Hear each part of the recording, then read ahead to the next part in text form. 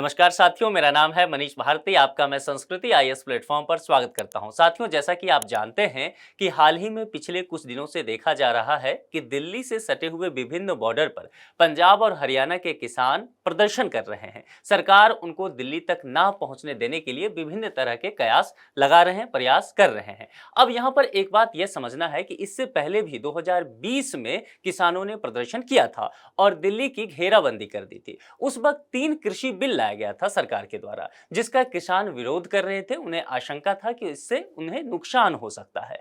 किसान की प्रदर्शन को देखते हुए सरकार ने तीनों बिल को वापस भी ले लिया था। फिर अभी किसान क्यों आए हैं, अभी किसान की क्या मांग है, और उसमें से जो मांग है उसमें एक महत्वपूर्ण है एमएसपी।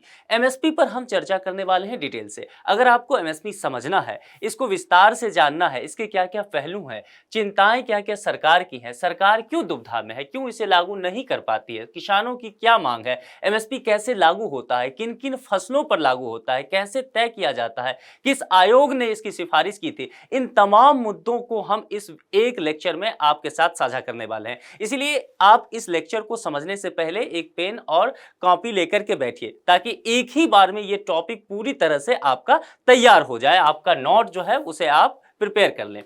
न्यूनतम समर्थन मूल्य पर कानूनी गारंटी की मांग कर रहे हैं किसान। न्यूनतम समर्थन मूल्य यानी कि एमएसपी की बात की गई है, मिनिमम सपोर्ट प्राइस। पहली बात तो ये क्लियर हो गई। अब यहां पर किसान के द्वारा बात की जा रही है कि जनाब इसे आप कानूनी गारंटी दे दीजिए।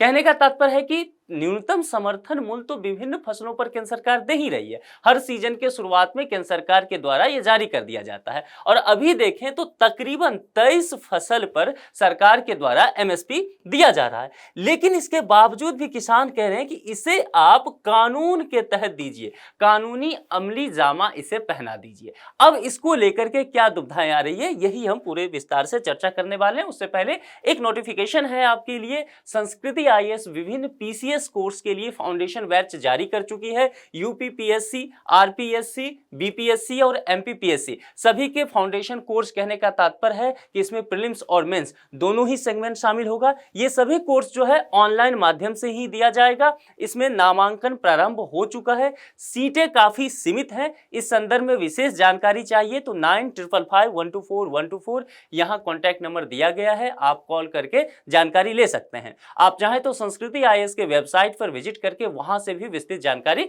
ले सकते हैं और यथाशीघ्र अपना नामांकन करा सकते हैं। जितने भी न्यूज़पेपर देखेंगे पिछले कुछ दिनों से, अखबार में आप जिस भी पन्ने पे जाएंगे, किसान से संदर्भ और एग्रीकल्चर से संदर्भित कुछ भी बातें होगा तो किसान आंदोलन अभी चर्चा में आपको दिख जाएगा। आप न्यूज चैनल पे भी देखेंगे, सोशल मीडिया पे भी ये चर्चा का विषय बना हुआ है। प्रमुख बिंदु क्या है? एमएसपी के लिए कानूनी गारंटी की मांग, जिसकी बात मैंने पहले ही कहा था। इसको लेकर किसानों ने दिल्ली चलो विरोध प्रदर्शन के चलते, देखिए किसानों के द्वारा दिल्ली के विभिन्न बॉर्डर जो हैं वहां पूरी तरह से घेराबंदी कर दी गई है, पूरी तरह से सील कर दिया गया है। ये प्रदर्शन पर बैठ गए हैं और पिछले कई दिनों से, तकरीबन एक सप्ताह से ये देखा जा रहा है। पहले भी किसानों ने वर्ष 2020 में सरकार द्वारा पारित 3 कृषि कानूनों के विरोध में प्रदर्शन किया था, जिसकी बात मैंने पहले भी कहा आपको, और प्रधानमंत्री उस वक्त खुद लाइव टेलीविजन पे आए थे और इस बिल को वापस लेने की उन्होंने बात कही थी। ये 3 बिल कौन कौन था?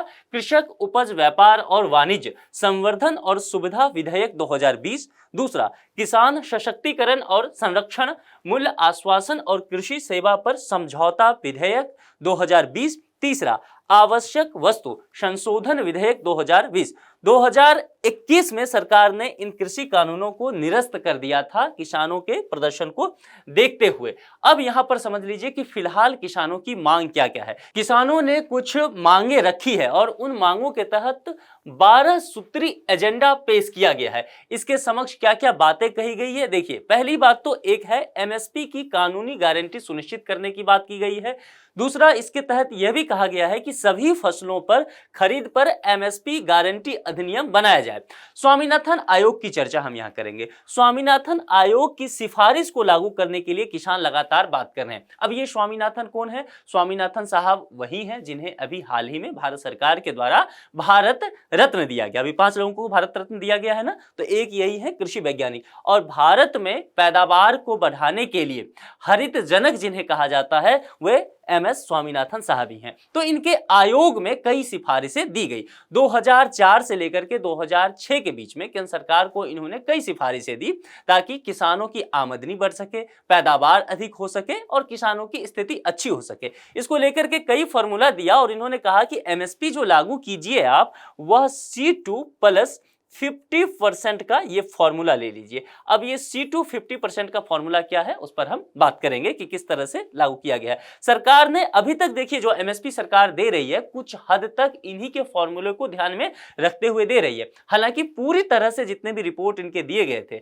जितने भी सिफारिशें थी, सरकार उसको पूरी तरह से लागू नहीं कर पाई है। ठीक है, तो इसको लेकर के इनका किसानों का कहना है कि आप स्वामीनाथन आयोग को पूरी तरह से लागू कर दीजिए। देखिए 2015 में एक कमेटी बना था, उसका नाम था शांता कुमार समिति। तो 2015 में शांता कुमार समिति ने एक बात कही थी MSP को लेकर के कि जितने भी MSP हम दे रहे हैं वह केवल 6% किसानों को ही लाभ दे पा रहा है। यानी कि जो भी MSP दर पर फसल की खरीद बिक्री की जा रही है किसानों के द्वारा, उससे केवल 6% किसान ही लाभान्वित हो रहे हैं। इसीलिए इसे व्यापक करने के लिए, इसे विस्तृत करने के लिए स्वामीनाथन आयोग को लागू करना आवश्यक हो जाता है। ये बातें किसानों के द्वारा किया जा रहा है। किसानों और खेत में काम करने वाले जो भी मजदूर हैं, इन मजदूरों के लिए पेंशन देने की व्यवस्था की जाए, यह भी किसान अभी मांग कर रहे हैं। और कृषि ऋण जो है किसानों पर, उसे माफ कर दिया जाए। बिजली के जो दर हैं उसमें किसी भी प्रकार की बढ़ोतरी ना की जाए। और वर्ष 2021 में, उस समय जब प्रदर्शन किसानों के द्वारा चल रहा था, उस समय लखीमपुर खीरी में एक हिंसा हुआ था। उस हिंसा में जो लोग पीड़ित हुए थे उन्हें न्याय दिया जाए। भूमि अधिग्रहण अधिनियम 2013 की बहाली कर दी जाए। वर्ष 2020-21 में हुए किसान आंदोलन के दौरान जितने भी किसान मारे गए थे उनके परिवार को उचित मुआवजा दिया जाए। ये सारी मांगे की जा रही है। अब यहां पर हम समझते हैं MSP क्या है। जैसा कि मैंने कहा कि MSP की शुरुआत कहीं ना कहीं जो होती है, उसकी चर्चा अगर आप देखेंगे स्वामीनाथन साहब से कहीं ना कहीं जुड़ा हुआ आएगा। ठीक है, अब यहां पर समझिए 1966-67 में गेहूं के फसल पर पहली बार MSP दिया गया था। ठीक है, इस बात को आप ध्यान में रख के चलिए, ये फर्स्ट टाइम MSP दिया गया था। उस समय से इसे बहाल किया गया था। आगे चलकर के विभिन्न फसलों पर इसे दिया गया। जैसा कि मैंने पहले भी कहा कि अभी 23 फसलों पर यह दिया जाता रहा है। यहां पर देखिए, भारत की कृषि मूल्य नीति का एक महत्वपूर्ण हिस्सा है। कृषि मूल्य नीति की बात यहां पर की गई है। यह वह मूल्य है जिस पर सरकार किसानों से फसलों की खरीद करती है। इसके नाम में भी अगर आप देखेंगे ना, तो मिनिमम सपोर्ट प्राइस है। किसानों से कम कितने मूल्य पर लिया जा सकता है फसल, इसकी बात की जा रही है। यानी कि इस मूल्य से नीचे तो आपके इस फसल की कीमत नहीं जाएगी, यह बात किया जाता है इसके तहत। MSP का उद्देश्य क्या है? उत्पादकों को उनकी फसलों के लिए लाभकारी मूल्य सुनिश्चित करना, और इससे फसल में विविधता भी आता है। ठीक है, ताकि फसल में विविधता आता है तो उससे क्या होता है, भूमि जो है वह बंजर नहीं बनता है, उर्वरकता उसकी बनी रहती है। और अलग अलग तरह के फसल जब उत्पादित करता है कोई भी राष्ट्र, तो वहां पर खाद्यान्न संकट की स्थिति उत्पन्न नहीं होती है। यह बात भी यहां पर कही गई है। देश में पर्याप्त खाद्यान्न उत्पादन सुनिश्चित करना इसका एक लक्ष्य रखा गया है। MSP कृषि लागत और मूल्य आयोग, इसे आप नोट कर लीजिए, ये इंपॉर्टेंट होने वाला है। कृषि लागत और मूल्य आयोग, इसको कहते हैं CACP। ठीक है, इसका फुल फॉर्म क्या है? CACP, यानी कि commission for agriculture cost and prices. यह जो है कृषि मंत्रालय के अधीन है, कृषि मंत्रालय के अधीन है यह संस्था। ठीक है, इसके सिफारिशों पर ही लागू किया जाता है। उत्पादन लागत, मांग और आपूर्ति, बाजार मूल्य रुझान, अंतर फसल मूल्य समानता, इन सभी चीजों को फैक्टर मानते हुए यह तय किया जाता है। ठीक है, हर सीजन की शुरुआत में इसकी घोषणा की जाती है और उसमें कुछ फसलों पर MSP दिया जाता है। ध्यान रखना है, गन्ना के लिए अलग आयोग है। गन्ना के लिए अगर गन्ना का MSP तय किया जाएगा तो इसके लिए गन्ना आयोग है अलग से। तो हो सकता है कि यह प्रश्न एक स्टेटमेंट डाल के पूछते, क्योंकि आप एमएसपी पढ़ते चले जाएंगे और कृषि लागत और मूल्य आयोग को ही समझ लेंगे कि गन्ना के लिए भी एमएसपी तय करता है। ऐसा नहीं है, गन्ना के लिए गन्ना आयोग के द्वारा यह काम किया जाता है। ठीक है, तो इसके सिफारिश पर ही केंद्र सरकार के द्वारा एमएसपी तय किया जाता है जिन भी फसलों पर करना होता है। इसकी स्थापना जो है जनवरी 1965 में इस संस्थान की स्थापना हुई थी।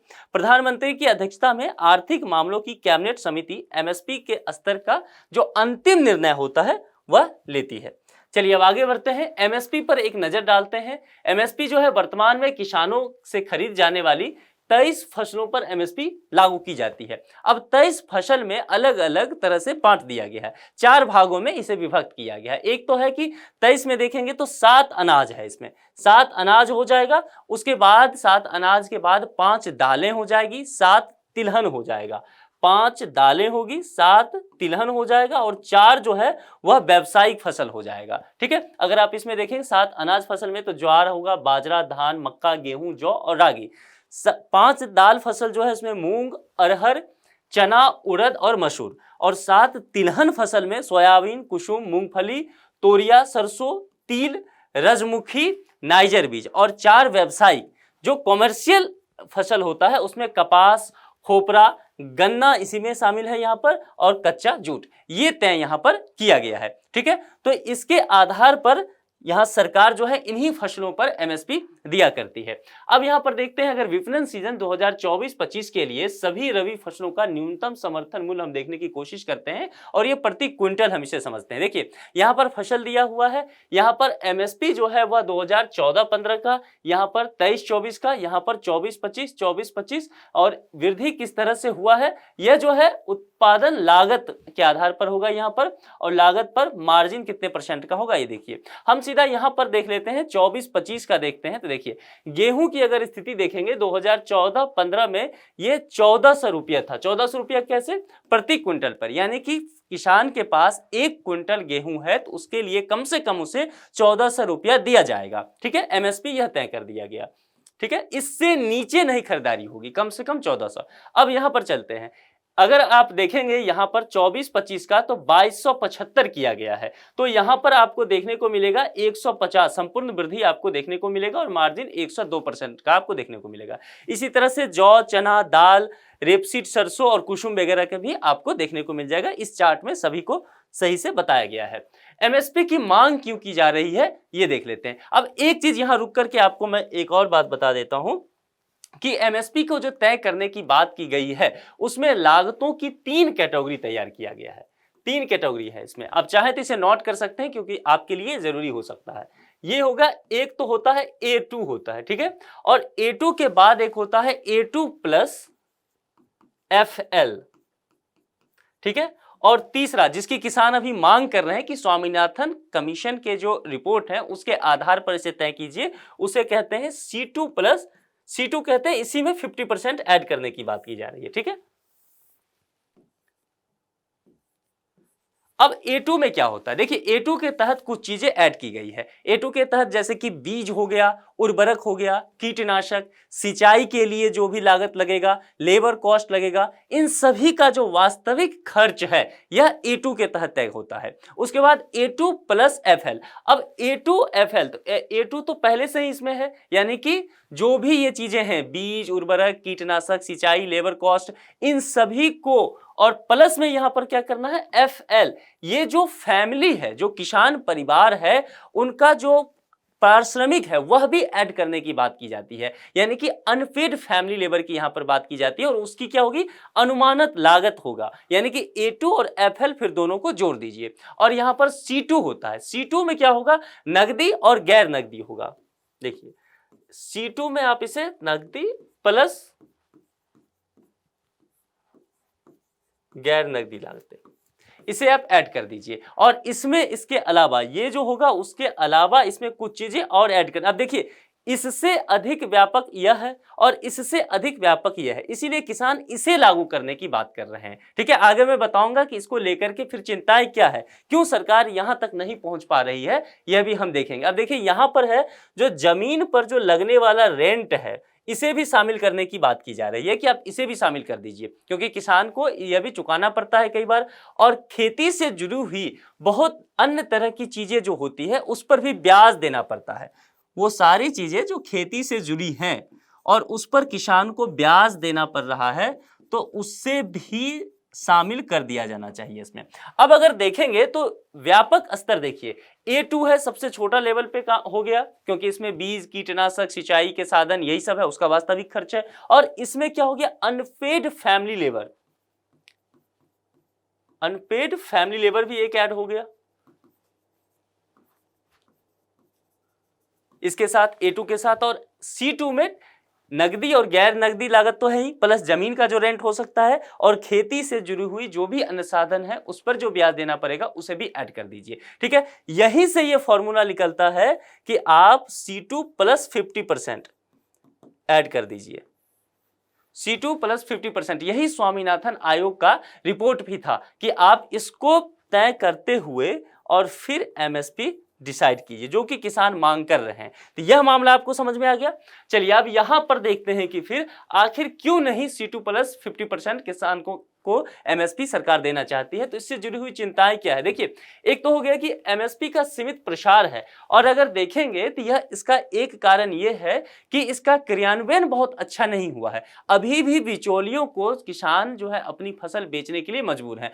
एक कारण इसका यह भी है कि भंडारण बहुत अच्छा नहीं है, सरकार के पास भी भंडारण की स्थिति बहुत अच्छी नहीं है, और किसान के जो फसल है वो खेतों में रहता है या खलिहान में रहता है, उनके पास भी अपनी फसल को रखने के लिए सही जगह नहीं है। अब मान लीजिए मौसम की मार झेलेगा, वो फसल खराब हो सकता है, इसीलिए किसान जो है भंडारण नहीं है तो अधिक समय तक रख नहीं पाते हैं, बिचौलियों के हाथों ऊपर जाते हैं, और फिर बिचौलिए जो है जो MSP सरकार तय करती है उस MSP से फिर नीचे बेचने को मजबूर हो जाते हैं किसान उन बिचौलियों को, और इसका सही से लाभ नहीं हो पाता है। तो इसका क्रियान्वयन सही नहीं हो पाता, इस वजह से इसका प्रसार जो है वह सही नहीं हो पाता, जैसा कि शांता कुमारन समिति 2015 में बोली भी थी कि केवल 6% किसान जो है वही MSP दर पर अपनी फसल बेच पा रहे हैं। तो यही बातें यहां पर है। सीमित फसलों का प्रभुत्व है, जैसा कि मैंने कहा कि केवल 23 फसल ही है इसमें शामिल। तो यह भी कहा जा रहा है कि आप कह रहे हैं कि विविधता पूर्ण करना है तो फसलों की संख्या इसमें बढ़ाना ही होगी, जो कि भारत के विभिन्न भौगोलिक क्षेत्रों में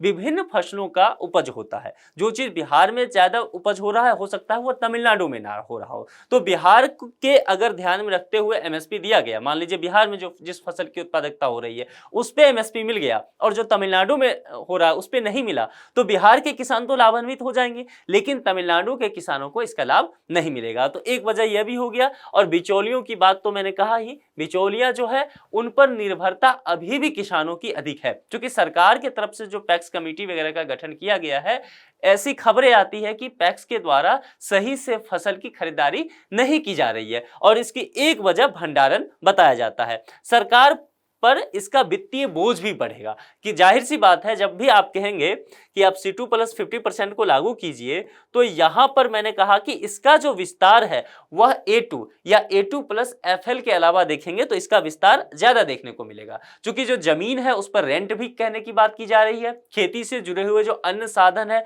उस पर भी ब्याज की जो बात है वह भी शामिल करने की बात की जा रही है। तो यहां पर सरकार पर काफी ज्यादा बोझ बढ़ने की आशंका बताई जा रही है। तो यह चिंताएं इससे जुड़ा हुआ है। अब सरकार का इसमें क्या पक्ष है, जरा देखिए। सरकार ने किसान नेताओं के सामने 4 फसलों पर अभी हाल में जो वार्ता हुई है उसको लेकर के बात किया जा रहा है। सरकार ने फाइनली कहा है कि देखिए हम 4 फसलों पर अगले 5 साल के लिए MSP देने का प्रस्ताव रखते हैं, ठीक है। और वो 4 फसल क्या हो सकता है, तूर, उड़द, मसूर दाल और मक्का हो सकता है। कपास की खरीद पर भी प्रस्ताव अभी दिया गया है, इस पर चर्चा अभी चल रहा है। राष्ट्रीय सहकारी उपभोक्ता महासंघ और भारतीय राष्ट्रीय कृषि सहकारी विपणन महासंघ यानी कि NAFED जैसी सहकारी समितियां उन किसानों के साथ अनुबंध करेगी जो अरहर दाल, उड़द दाल, मसूर दाल या मक्का उगाते हैं, यानी कि ये 4 फसल, ठीक है, जिस पर सरकार कह रही है कि हम अगले 5 साल के लिए MSP देने वाले हैं। ये दोनों संस्था उन किसानों से अनुबंध करके ये फसल जो है खरीद कर लेगी। तो ये अभी बात कहा गया है, लेकिन अभी और कई दौर की वार्ता लगता है कि सरकार और किसानों के बीच होना है। तो फाइनल क्या आउटपुट आएगा, इस पर ध्यान रहेगा हम सभी का। अगले 5 वर्षों तक उनकी फसल एमएसपी पर खरीद की जाएगी, जो कि सरकार का कहना है। खरीद की मात्रा की कोई सीमा नहीं है, यह नहीं तय किया गया है कि हम एक किसान से 10 कुंटल ही लेंगे या 25 कुंटल लेंगे, मात्रा की कोई सीमा तय नहीं की गई है। इसके लिए यह भी कहा गया है कि एक पोर्टल विकसित कर दिया जाएगा ताकि कामकाज में आसानी हो सके और पारदर्शिता भी आ सके। सरकार का तर्क है कि अलग अलग फसलों के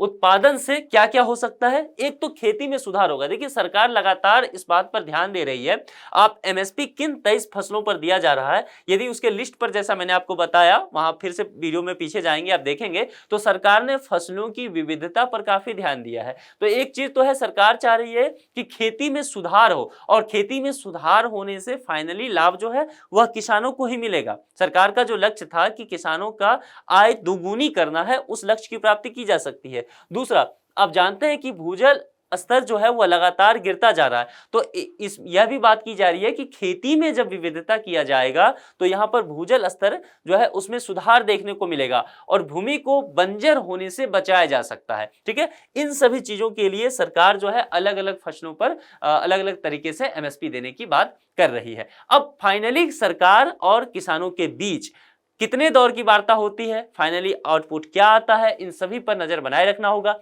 अभी तो कम से कम सरकार कही है कि 4 फसल पर हम अगले 5 साल के लिए आपको एमएसपी देने की तैयारी कर रहे हैं, और जिसके लिए 2 संस्था भी बता दिया गया है। फसल की जो मात्रा है वह भी छूट दे दी गई है, लेकिन ये देखना होगा कि किसान इतने ही से संतुष्ट होते हैं या सरकार फिर और क्या करती है। तो आपको क्या करना है कि न्यूज़पेपर पर आप नजर बना के रखिए, क्योंकि लगातार इसमें अभी अपडेट आना बाकी है। और यूपीएससी के लिए इस बार का आप समझ लीजिए प्रीलिम्स और मेंस के लिहाज से यह बहुत ही फेवरेट टॉपिक होने वाला है, इसलिए इस टॉपिक को अच्छे से तैयार करके आप जाइए। अब इस टॉपिक पर एक संभावित प्रश्न है, और प्रश्न जो है प्रीलिम्स के स्तर का है। प्रश्न देखिए, न्यूनतम समर्थन मूल्य एमएसपी से संबंधित निम्नलिखित कथनों पर विचार कीजिए। वर्तमान में 23 फसलों पर एमएसपी प्रणाली लागू की गई है।